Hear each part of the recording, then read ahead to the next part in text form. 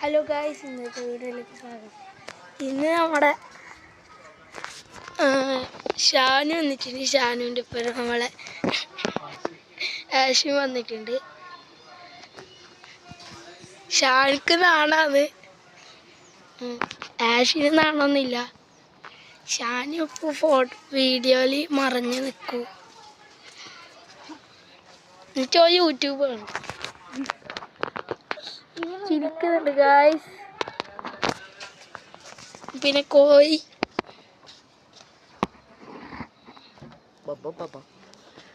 ഷാനെല്ലാം നോക്കിയായിരുന്നു.